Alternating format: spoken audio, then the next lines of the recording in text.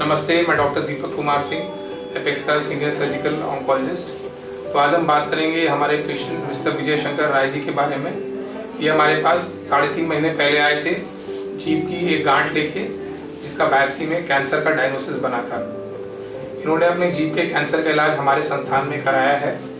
उस समय इन्हें क्या दिक्कतें थी, ये विजय शंकर राय जी से बात करके पता करते हैं। क्या होती थी उस समय खाने में? उस साइड थोड़ा तीखा होता, खाने में दिक्कत होता था। उसके बाद थोड़े लेने में थोड़ा दिक्कत होता था। यही सब परेशानी था। 6 महीने परेशान थे। तब यहाँ पता चला आपके हॉस्पिटल में कि यहाँ ट्रीटमेंट अच्छा होता है। यहाँ आए, यहाँ डॉक्टर से भी पूछे, लोगों से पूछे कि कौन डॉक्टर दिखाए हैं सर। तो बोले सर दीपक सर से दिखाइए, उनसे अच्छा है। टाटा से आए हैं, बॉम्बे से। तो उनका चलिए सर वहीं दिखा दें। तो आपसे दिखाएँ तो आप ट्रीटमेंट किए। हम तो सोचते हैं नहीं बोल पाएंगे, लेकिन हमें अच्छा लगा कि मैं बोल रहा हूँ। थोड़ा खाने में बोल रहा है, आप बोल रहे हैं वो भी खाने सही हो जाएगा, वो भी ठीक है। एक तो ट्रीटमेंट सही हुआ है, अच्छा हुआ है। हम इससे हैं, खुश हैं, कोई बात नहीं है, कोई दिक्कत नहीं हमें इस समय। प्रायतः ऐसा होता है कि जो जीभ का कैंसर होता है वो नशा करने के कारण होता है। तो क्या आप पहले गुटखा या तंबाकू का सेवन करते थे? बहुत सारे हम पहले जो छोड़ दिए थे, हमें मच्छी का आटा था। इसी कारण से हमें नशा पत्ती नहीं करते थे। जैसा कि आप देख रहे हैं, कभी कभी सिर्फ नशा करने बस से ही जीभ में या फिर मुंह में कैंसर नहीं होता है। कभी कभी मान लीजिए आपने डेंटिस्ट के पास से दांत लगवाए हैं, वो दांत ठीक से बैठ नहीं रहे हैं, या फिर बार बार एक ही जगह आपको कट जा रहा है। तो जो रेगुलर या फिर लगातार एक जगह पे चोट पहुंचती है, तो उस नासूर घाव के बनने के बाद भी उसमें कभी कभी कैंसर हो जाता है। लेकिन इस कैंसर का जो मैक्सिमम रिस्क है, सबसे ज़्यादा जो रिस्क होता है वो होता है नशा करने से। चाहे वो शराब का सेवन हो, चाहे वो तम्बाकू का सेवन हो चबाने के रूप में, या फिर स्मोकिंग, या फिर क्या बोलते हैं सिगरेट या बीड़ी के फॉर्म में। तो आपको कोशिश करनी है कि आप किसी भी तरह का गुटखा, सुपारी, तम्बाकू का सेवन ना करें। कुछ लोग सेंसिटिव होते हैं और उनको ये सब बीमारियां बहुत ही कम समय के सेवन से भी हो जाती हैं। तो क्या प्रायतः देखा गया है कि जो जीभ होती है वो हमारे बात करने में बहुत ही बड़ा कारक है। तो जो मुंह के अंदर जो वाइब्रेशन प्रोड्यूस होते हैं, फिर उसी से आप आवाज़ निकालते हैं, अपनी जीभ का इस्तेमाल करके अलग अलग अल्फ़ाबेट्स, वर्ड्स बोल पाते हैं। वैसे ही जीभ का जो प्रायतः रोल है वो है खाने में। खाने का गोला मुँह के अंदर बना के जीभ से ढकेल के उसे निगलते हैं। तो इन दोनों ही फंक्शन को बचाना, मतलब ये जो दोनों काम है जीभ के, इनको बचाना ऑपरेशन के बाद बहुत ही ज़रूरी और बहुत ही मुश्किल प्रक्रिया है।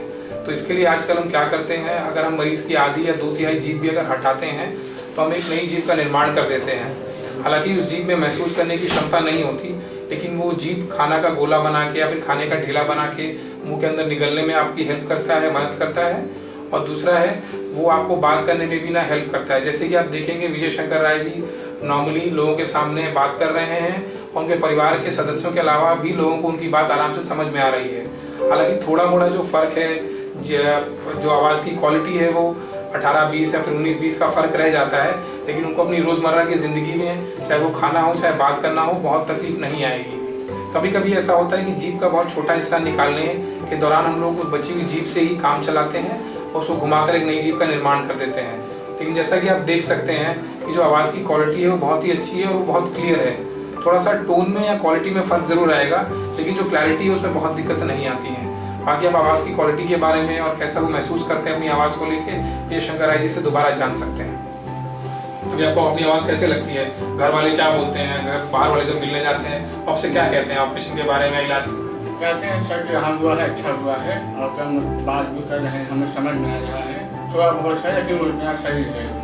भाई ऑपरेशन का बड़ा हुआ है, इसमें कोई दिक्कत नहीं हो रहा है, बात करने में, बोलने में, खाने में भी थोड़ा दिक्कत नहीं हो रहा है। थोड़ा बहुत तो होगा कि ऑपरेशन हुआ है, लेकिन हम इससे संतुष्ट हैं। ऑपरेशन से भी है चीज़ अब दोबारा न हो बस। जैसा कि आप देख रहे हैं अभी वो हीलिंग फेज में, यानी कि ऑपरेशन और जो सिकाई उनकी हुई है, अभी भी उनके जो घाव हैं वो भी थोड़े नए हैं और वो भरने का समय लगता है। तो इस समय कभी कभी 6 से 9 महीने का होता है। तो समय के साथ इनका जो आवाज़ का क्वालिटी है, जो हाथ का मूवमेंट्स है, कंधे का, बात करने का तरीका, लहजा और खाने में जो सहूलियत है वो धीरे धीरे और सुधरेगी। तो अब जो एक्चुअल जो फोकस होता है क्वालिटी का या फिर ना रोज़मर्रा के जीवन जीने का, जिसको कि रिहैबिलिटेशन बोलते हैं, वो हमारे अलग से एक टीम है, रिहैबिलिटेशन टीम, जो इसको देखती है और सुपरवाइज करती है। और आप ना इलाज खत्म होने के 6 से 9 महीने बाद सच में देख सकते हैं कि मरीज़ अब नॉर्मल लाइफ में अपने कैसे जी रहा है, लोगों के बीच कैसे उठ बैठ रहा है। अभी भी विजय शंकर राय जी को कुछ महीनों का समय है जिससे वो और नॉर्मल होंगे, चाहे वो खाने के लिए हो, चाहे आवाज़ की क्वालिटी के लिए हो। तो इस बात का ध्यान ज़रूर रखें कि आप जब भी इलाज कराएंगे तो इलाज के तुरंत बाद, सिकाई के तुरंत बाद या ऑपरेशन के तुरंत बाद आप नॉर्मल नहीं होंगे। उसमें कुछ ना समय लगता है, शरीर को घाव भरना, शरीर को ना अपने नए रूप में ढलने में, इसमें जो समय लगता है वो समय आपको देना होता है। फिर जो सबसे ज़रूरी बात है कि दोबारा ठीक होने के बाद आप वो नशा कोई भी नया तरीके का दोबारा शुरू ना करें, क्योंकि आप जैसा कि कह रहे हैं कि इतनी कम उम्र में नशा करने से ही देर सवेर वो कैंसर का रूप लेता है। तो अगर आप नशा करना बंद करेंगे तो एक रिस्क कम रहेगा कि आपको दोबारा कैंसर हो। बाकी जो दूसरी बात जो बहुत ही ज़रूरी है, हर 3 महीने या 4 महीने में फॉलोअप जो आपको एडवाइस किया गया है, जो आपके डॉक्टर बताते हैं, वो करते रहना है। क्योंकि जो डॉक्टर है वो ओरल कैंसर या फिर जीभ का कैंसर अगर वापस आता है तो उसको ना देख कर ही पकड़ सकता है, उसके लिए बहुत स्कैन या ब्लड टेस्ट की आवश्यकता नहीं पड़ती। तो अपने डॉक्टर के कहे अनुसार जो जिसने आपका इलाज किया है, ऑपरेशन किया है, उसको हर 3 से 4 महीने पे दिखाते रहें, जब तक कि वो आपको ऐसा करने के लिए कहते हैं। और एक बार 3 से 5 साल का समय पार हो जाता है तो फिर बीमारी वापस आने का रिस्क ना के बराबर रह जाता है।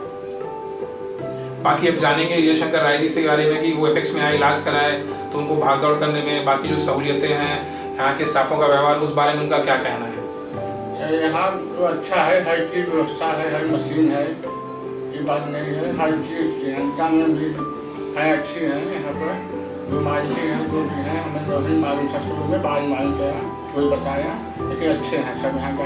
तो यहाँ के स्टाफ वगैरह के बर्ताव के बारे में कैसा है? आपकी हेल्प करते हैं, आपको हर जगह देखते हैं, बताते हैं कहाँ जाइए, कहाँ है, क्या साहब कौन है। जैसे शुरू नहीं मालूम है तो मालूम दे देते हैं, साथ में जा कर दिए।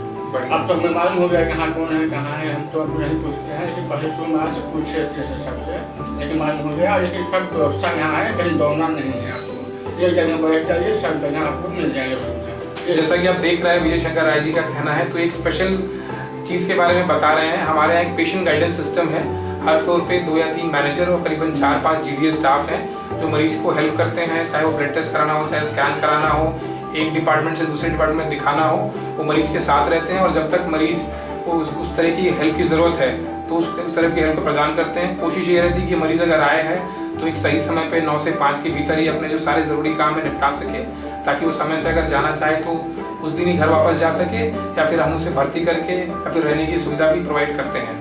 धन्यवाद।